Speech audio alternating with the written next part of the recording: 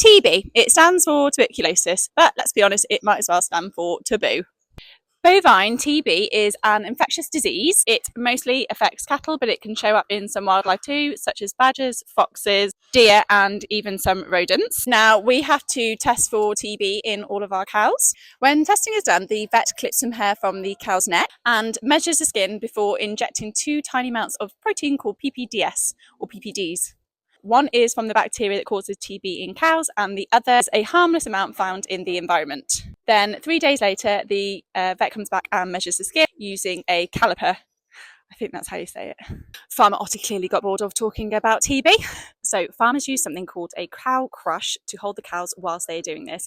Now, when he first told me, I thought that cow crush was a terrifying name. Why can't they call it like a cow cuddle or something like that? It is often a metal or a wooden structure to hold the cow in place. This is for the safety of the cow, the farmer, and the vet. It can be quite exhausting for a farmer. We have about 1,000 cows, give or take, and every single cow has got to go through this cow crush, cow cuddle, to be able to do the test safely. It can be quite exhausting. They don't want to go in easily, so there has to be a little bit of coaxing to get them in, and then you've got to do it again 3 days later. It's hard work, it's very physical, and the farm still has to run, the cows still have to be milked, and all the other jobs still have to be done. Nothing stops just because they're doing this test. Cow tests positive, sadly she has to be culled. This stops the disease from spreading to the rest of the herd, other farms, and even wildlife. As for a vaccine, there has been loads of work on it. However, it's a bit tricky. A vaccinated cow can make it difficult to test between a cow that has been protected and vaccinated and a cow that actually has the disease. And even then, a vaccine might not even be 100% effective.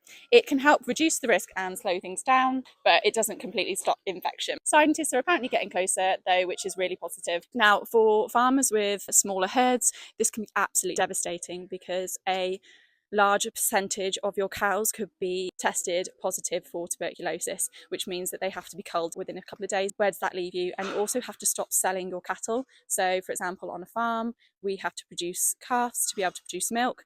Bull calves aren't necessarily useful to us, so we have to still feed them, have to still grow them, have to still look after them, care for them, and we can't then sell them. We have to wait until we're clear of TB.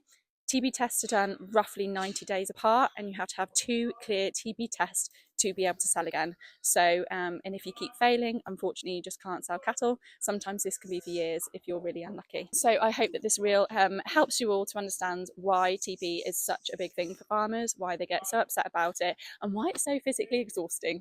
TB shouldn't be a taboo topic. It affects real farms, real family, and the countryside that we all care about. The more we talk about it, the more we can understand and support each other. Anyway, I best go rescue Gran and go and get the kids, and I'll see you soon. Bye.